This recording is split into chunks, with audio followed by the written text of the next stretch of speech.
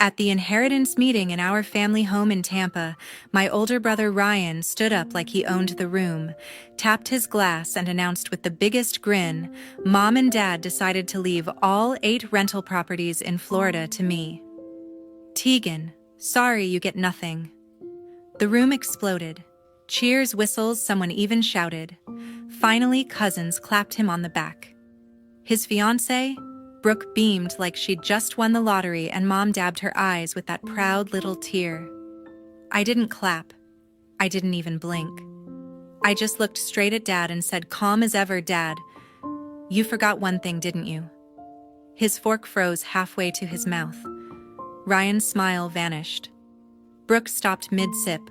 30 people suddenly went dead silent. You could hear the AC humming. And in that single second, every single person in that room knew the script they'd rehearsed for months was about to burn. Before I tell you exactly what my dad forgot and how the rest of that afternoon turned the whole family upside down, drop a comment and let me know where you're watching from tonight.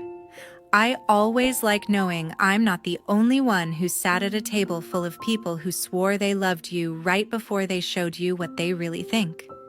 Hit that like button if you've ever had to smile while your entire family cheered for your downfall. Because trust me, what happened next made every single one of them regret clapping so fast. Now let me take you back to how we got here. My name is Tegan Whitaker, and if you'd met my family before that inheritance meeting, you'd probably have thought we were the perfect Florida success story. Big house in South Tampa, boats in the driveway, Christmas card smiles every December. But those pictures never showed the quiet hierarchy that ruled everything behind closed doors. Ryan has always been the son everyone orbited around. From the moment he came home from the hospital, people noticed him. First listened to him longest, forgave him fastest. Little league coach, high school quarterback, the son who stayed local and helped manage Grandma Margaret's rental properties the second he graduated. Every family barbecue ended with someone slapping his back telling him he was the future of the Whitaker name. He soaked it up like it was oxygen. I learned early that I lived in the shade he cast. Teachers mixed up our names until Ryan corrected them with a laugh. Birthdays meant his cake first, his gifts opened loudest, his stories retold at the table while mine stayed folded inside me. When I asked for extra math tutoring in middle school, Mom sighed that money was tight because Ryan needed new cleats. When I got accepted to the University of Georgia on a full scholarship, Dad's only comment was, "Guess someone has to leave Florida." So I did. The day I turned 22, I packed everything I owned into my beat-up Civic and drove north on I-75 until Tampa was just a glow in the rearview mirror. Atlanta gave me the first real breath I'd ever taken without someone else's shadow on my face. I started as a junior analyst at a commercial real estate firm downtown, crunching numbers on apartment complexes and strip malls, learning how deeds work, how trusts work, how ownership can be moved quietly and permanently when someone knows what they're doing. I still came home, but only when Grandma Margaret asked. She was the one person who never compared me to Ryan, never asked why I couldn't just be happy here, like your brother. She'd sit on her screened porch overlooking the bay, silver hair twisted up with a pencil, and listen to me talk about cap rates and lease abstracts like they were poetry. Some weekends she'd hand me the keys to one of the rental houses and tell me to walk through it alone, feel the weight of real ownership even if nobody else knew it yet. Those visits were my oxygen too. She never once called me the smart one or the independent one the way relatives did when they wanted to sound nice. She just looked at me, really looked, and said things like, "You see things clearly, Tegan. That's rarer than money." When I left on Sunday nights, she'd press a cold, sweet tea into my hand and remind me the drive was only 9 hours, not a lifetime. Everyone else stopped noticing when I was in the room. Phone calls from Mom shrank to texts about holidays. Dad only called if Ryan needed help closing a deal on one of the properties. I became the daughter who did her own thing, which in our family meant the one nobody had to invest in anymore. I didn't hate Ryan for it. Hate would have required energy I refused to give. I just accepted the rules. The way you accept humidity in July. You dress lighter. You keep moving. You don't waste breath complaining. Atlanta promoted me to senior property analyst 2 years ago. I bought a small condo in Midtown, filled it with plants that actually lived because nobody else was there to forget watering them, and built a life where my value wasn't measured against someone else's spotlight. The only tether left was Grandma Margaret. Every visit she grew a little thinner, a little quieter, but her eyes stayed sharp. She started asking more questions about trusts, about how assets could be protected from people who love too loudly and manage too loosely. I answered honestly because she was the one person who never used my knowledge to prop someone else up. She passed quietly 13 months ago. I drove home for the funeral, stood in the back of the church while Ryan delivered the eulogy everyone cried over, and felt her absence settle into my bones like a promise I didn't fully understand yet. That's who I was the day I walked back into the house in Tampa for the inheritance meeting, 31 calm, carrying 9 years of distance and one very old woman's unshakable faith in me. 3 years ago, everything changed without anyone knowing. 3 years ago, everything changed without anyone knowing. Grandma Margaret called me on a Tuesday evening and asked me to come down the following weekend, no explanation, just that she needed my eyes on something. When I pulled into her driveway in Old Northeast St. Pete, she was already waiting on the porch with 2 folders and a pot of coffee, strong enough to strip paint. She didn't waste time on small talk.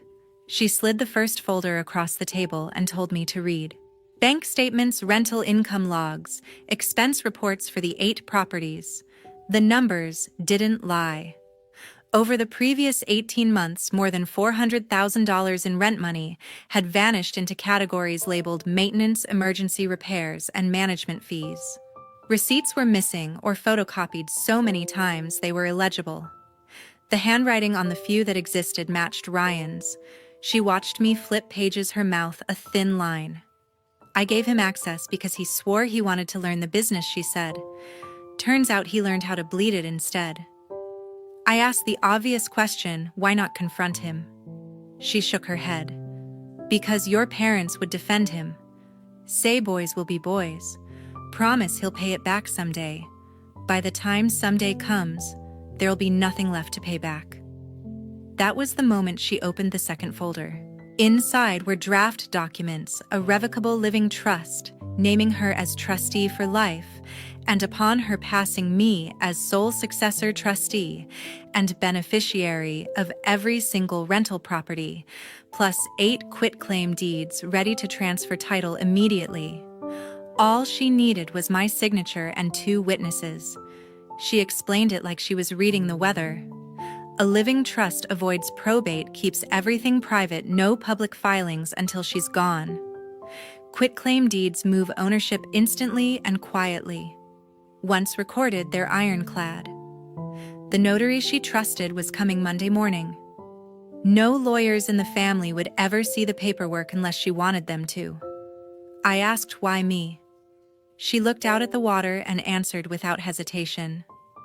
Because you understand what these houses actually are, 32 families who pay rent on time so their kids can stay in the same school. You won't gamble that away on boats or parties or whatever new toy catches his eye this month. I tried to argue that Ryan would lose his mind when he found out. She cut me off. He doesn't get to find out until it's too late to undo. That's the whole point. We spent the rest of the weekend going over every detail. She walked me through the trust language, showed me where to sign, made sure I understood that once the deeds were recorded at the county, the houses were legally mine, whether anyone liked it or not. She even had me initial every page, so there could never be a claim I didn't know what I was agreeing to. Monday morning, the notary arrived at 9 sharp. We signed in the dining room while the ceiling fan clicked overhead. Grandma Margaret's hand didn't shake once. When the notary left, she poured us both a finger of bourbon, even though it wasn't noon yet, clinked her glass against mine, and said, "Now it's done." And now we shut up about it. She made me swear on her parents' graves that I would never breathe a word until the day came when someone tried to take what was no longer theirs to give. I gave her my word. We burned the extra copies in the outdoor fireplace that night and watched the smoke curl up into the palms. For the next 2.5 years, nothing looked different on the surface. Ryan kept collecting rent checks and bragging about his portfolio. Mom and Dad kept praising how responsible he'd become. I kept driving down from Atlanta every couple of months, checking on tenants when Grandma asked fixing what actually needed fixing instead of inventing reasons to spend. Nobody noticed the county records now listed the owner of record as Tegan Whitaker because nobody ever bothered to look. Grandma's health started slipping faster after that. She spent more days in bed, less on the porch, but every time I visited, she asked the same question. Still our secret, I always answered yes. It became our ritual, 2 words that meant everything. The last time I saw her alive, she gripped my hand so hard her ring cut into my skin. Remember, she whispered paper beats promises every single time. Then she smiled like someone who just won a bet nobody else knew was on the table. 7 months ago, right after Grandma's funeral, Mom called and asked me to stay an extra day. "We need to talk about the properties," she said, voice soft, like she was breaking bad news. "Everyone's coming to the house tomorrow." I knew what that meant. The whole family circling the estate before the will was even read. I almost said no, but something in her tone sounded final, so I agreed. The next afternoon, the dining room looked like a board meeting.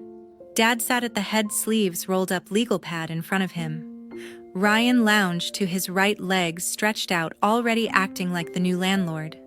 Mom kept refilling coffee, nobody drank. A stack of documents waited in the center, crisp and official.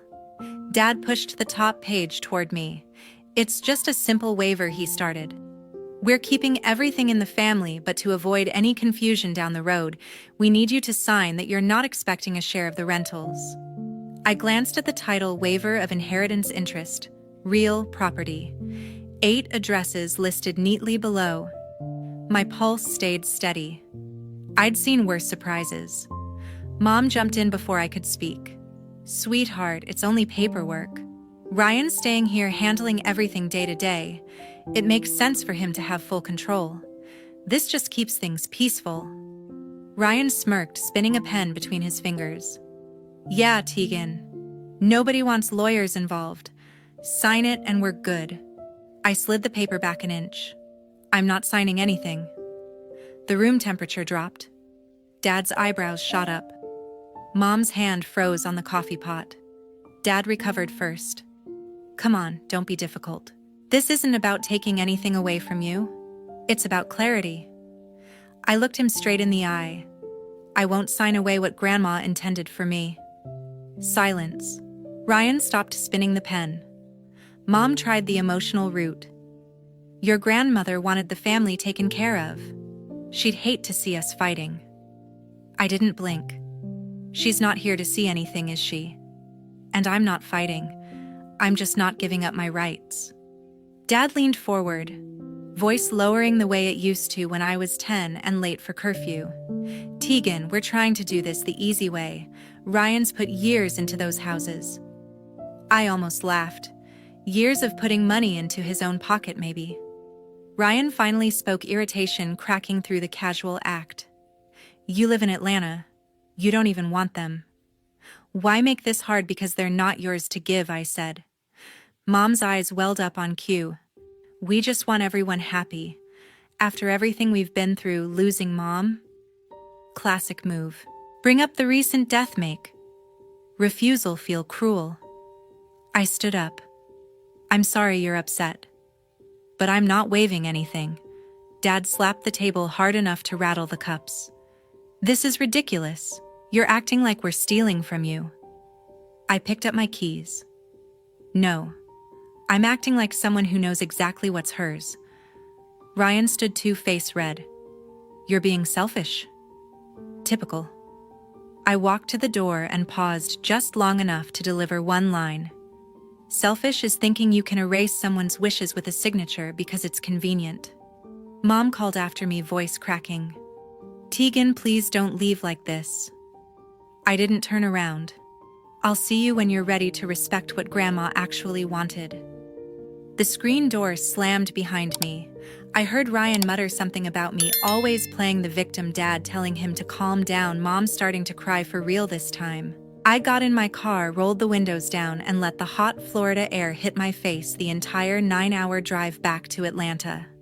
They spent the next weeks convinced I was throwing a tantrum. Group texts about healing and moving forward as a family. Dad left 2 voicemails that got progressively angrier. Ryan sent a single message, "Grow up." I didn't reply to any of it. Instead, I printed fresh copies of the recorded deeds, filed them in a fireproof folder, and waited. I knew they were busy drafting whatever story made them the heroes and me, the problem child who couldn't let go of a grudge. They had no idea the grudge wasn't mine to let go of. 2 weeks ago, the invitation arrived in my mailbox in Atlanta. Thick cream cardstock gold border, formal celebration of Margaret Whittaker's legacy, printed in raised lettering. Inside was a note in Mom's perfect cursive, "Please join us to honor Grandma's wishes and celebrate the future of the family properties. Saturday at 3. We've missed you." I knew exactly what it was, the victory lap they thought they'd earned. The group chat exploded the same day. Ryan posted a selfie in front of one of the rental houses with the caption, "Big things coming for the Whittaker portfolio." Brooke commented heart emojis and, "So proud of my future husband." Aunts and cousins liked every word. Someone even joked Tegan better show up this time. I didn't reply, but I cleared my weekend and packed the rolling suitcase I usually take on business trips. Inside went 3 labeled folders, color-coded tabs, and a flash drive with every recorded document scanned in high resolution. I zipped it shut, loaded the car before dawn on Friday, and pointed south on I-75 for the 9-hour drive I could now do with my eyes closed. The closer I got to Tampa, the thicker the tension felt, even through the windshield. Billboards gave way to palm trees, then to the familiar exit signs. Every mile marker reminded me why I'd left and why I was coming back now. I stopped once for gas outside Ocala and checked my phone. 23 new messages in the family thread, all variations of excitement about Ryan stepping up. Dad sent a private text, looking forward to putting everything behind us. I left it on read. By the time I crossed the Howard Franklin Bridge, the bay sparkling under afternoon sun, my stomach had settled into the cold calm I get before closing a multi-million-dollar deal. I wasn't nervous anymore. I was ready. I pulled into the old neighborhood just after noon on Saturday. Cars already lined the street. Cousins from Orlando, Uncle Ray from Naples, the property manager who'd been sending rent checks to the wrong person for years. White tents dotted the backyard, caterers unloading trays of shrimp and mini crab cakes. A bartender set up under the oak tree. This wasn't a meeting. It was a coronation. Mom spotted me from the driveway and hurried over in heels and pearls, arms open like nothing had happened. "You made it. Everyone's asking about you." She hugged me too tight, perfume clouding the air. Dad followed, clapping my shoulder with that forced heartiness men use when they're pretending everything's fine. "Good to have the whole family together," he said, eyes flicking to the suitcase in my hand. Ryan appeared on the porch with Brooke glued to his side, both holding mimosas. He lifted his glass in a mock toast. "Look who decided to grace us with her presence." Brooke giggled and whispered something that made him laugh louder. A few cousins waved awkwardly. Most pretended not to notice the chill between us. Inside, the house smelled like lemon polish and ambition. Framed photos of Ryan shaking hands with tenants lined the entry table. A blown-up copy of the county tax map sat on an easel, red circles around all 8 addresses. Someone had even printed glossy brochures titled "The Whittaker Family Rentals, A New Era." I wheeled my suitcase straight through the living room and parked it beside the couch, right in everyone's line of sight. Mom's smile faltered for half a second. Dad cleared his throat. Ryan raised an eyebrow but said nothing. People kept arriving. The family attorney, Mr. Hargrove, shook hands and accepted congratulations like he'd already filed the paperwork. Tenants who'd been invited as a courtesy milled around looking confused, but happy for free food. Childhood friends of Ryan slapped his back and asked when the closing date was. I made small talk when cornered, accepted a bottle of water, and watched the room fill with certainty that the story had already been written. Every congratulation aimed at my brother landed like another brick in the wall they thought would keep me out. Brooke floated past in a sundress diamond on her left hand, catching every light. "This is going to be our future," she told a cluster of ants, gesturing at the brochures. 8 steady income streams before we even say I do. Ryan beamed, arm around her waist, accepting praise like it was his birthright. I stood by the window, suitcase handle still in my grip, counting faces. 32 people, give or take. Enough witnesses that no one could claim later they didn't see what was coming. The living room was packed when Ryan finally stood up. Champagne flute raised, high voice, carrying over every conversation like he'd rehearsed it for weeks. "I just want to thank Mom and Dad for trusting me with Grandma Margaret's legacy," he began, flashing that practiced grin. "As of today, all 8 rental properties are officially under my name.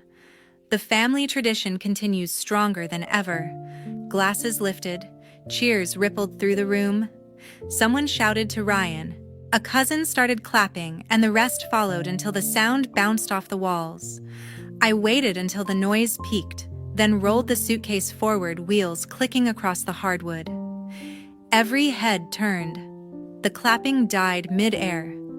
I stopped beside the coffee table, clicked the latches, and flipped the lid open. 30 pairs of eyes locked on the neat stacks inside. Dad found his voice first. "Tegan, what is this?"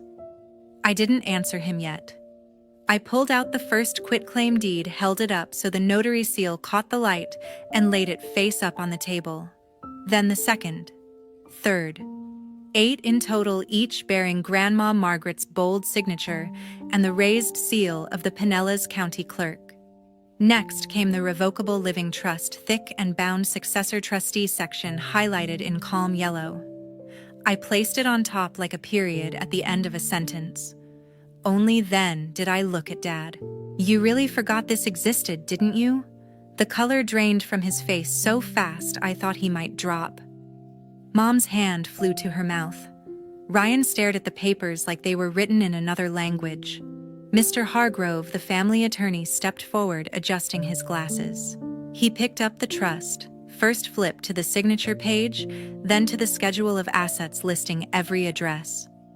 His fingers moved faster as he cross-checked the quitclaim deeds against the county stamps. He looked up slowly. "These are recorded," he said, voice flat. "All of them. 3 years ago. Tegan is the legal owner of record. There is no probate interest left to distribute." You could hear ice melting in forgotten glasses. Ryan lunged for the documents. "That's impossible. Grandma was sick. She didn't know what she was signing. Mr. Hargrove didn't hand them over. I notarized similar documents for Margaret myself. The handwriting matches. The notary is licensed and present in the county records. These are binding." I finally spoke again, calm and clear. Grandma knew exactly what she was doing. She made sure the houses went to someone who would protect the tenants, not bleed them. Dad tried to stand, sat back down hard. "She never told us." "No," I said.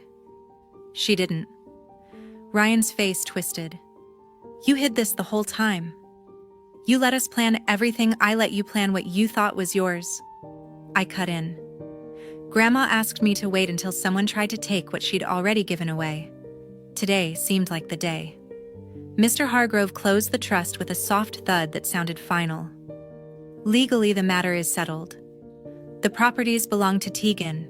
End of discussion." Aunts shifted in their chairs. Cousins exchanged glances. The property manager, who'd been congratulating Ryan 5 minutes earlier, now looked like he wanted to disappear into the carpet. Mom found a whisper. "How could you do this to your own brother?" I met her eyes. "I didn't do anything. Grandma did. I'm just the one following through." Ryan slammed his glass down so hard the stem snapped. Champagne pooled across the table, soaking the corner of one deed. I didn't flinch. "You think you've won?" he spat. "I didn't come here to win," I said. "I came here to make sure her wishes were respected." The room stayed frozen. No one moved to clean the spill. No one moved at all. Brooke's glass slipped from her hand and shattered on the floor. Champagne spraying across the shoes and ankles. She didn't bend to pick up the pieces. She just stared at me, mouth open, then at Ryan, then back at the papers. Without a word, she grabbed her purse, pushed past two cousins, and walked straight out the front door. The screen slammed behind her. Nobody went after her. Ryan's face went from red to purple. He snatched the living trust from Mr. Hargrove's hands and started flipping pages wildly. "This is fake," he shouted. "She forged it. Grandma was on painkillers the last year. She didn't know what day it was." Mr. Hargrove took the document back, calm as ever. He turned to the signature page and began reading aloud, slow and deliberate. Article 4, Section 2. Upon the death of Margaret Whittaker, all real property listed in Schedule A shall pass immediately to successor trustee Tegan Whittaker, free of probate. He kept going, voice steady, every clause another nail. When he reached the notary acknowledgement and the recorded dates, Ryan's yelling faded into heavy breathing. From the corner by the hallway, Dylan stepped forward.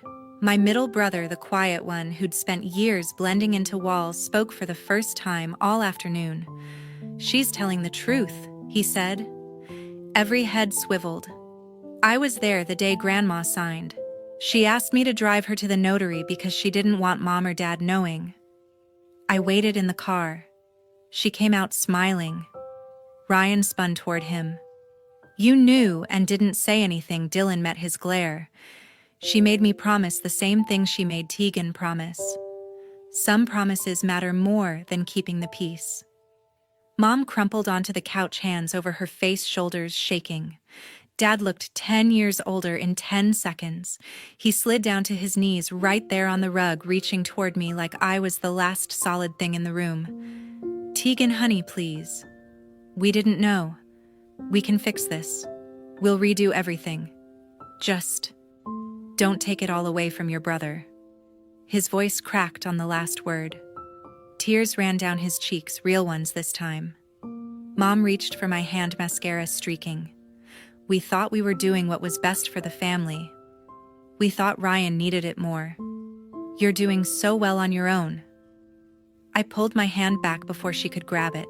"This was Grandma's decision, not mine." Ryan lunged again, this time at me. Dylan moved faster, stepping between us, one palm on Ryan's chest. "Back off," Dylan said, low and firm. Ryan stopped, breathing hard, fists clenched but useless. Aunts and uncles stood frozen, some with phones half raised, recording, others looking at the floor. The property manager slipped out the side door without saying goodbye. The caterers hovered in the kitchen doorway, unsure whether to keep serving or start cleaning up the mess that had nothing to do with spilled drinks. Dad stayed on his knees. "We'll sell the boats. We'll take second mortgages. Whatever it takes to make this right." Mom sobbed louder. "We're so sorry. Please don't hate us." I looked at both of them, then at Ryan, shaking with rage, then at Dylan, standing steady beside me for the first time in our lives. "I don't hate you," I said. "But I'm done fixing things for people who never saw me as part of the solution." I closed the suitcase, latched it, and set the handle upright. Mr. Hargrove cleared his throat. "I'll prepare the necessary notices to all tenants and financial institutions first thing Monday. Ownership transfer is already complete. This is purely administrative." Ryan made a sound like a wounded animal. Mom wailed into a throw pillow. Dad just stared at the floor. I picked up my keys. 3 months later, the dust had settled, but nothing was the same. 3 months later, the dust had settled, but nothing was the same. Ryan's name disappeared from every lease, every bank account, every vendor contract tied to the 8 properties. Tenants started receiving new payment instructions with my name at the top. Most of them never even noticed the change. Rent stayed the same, repairs got done faster, and nobody tried to charge them for fake roof work anymore. The IRS notice arrived the week after the meeting.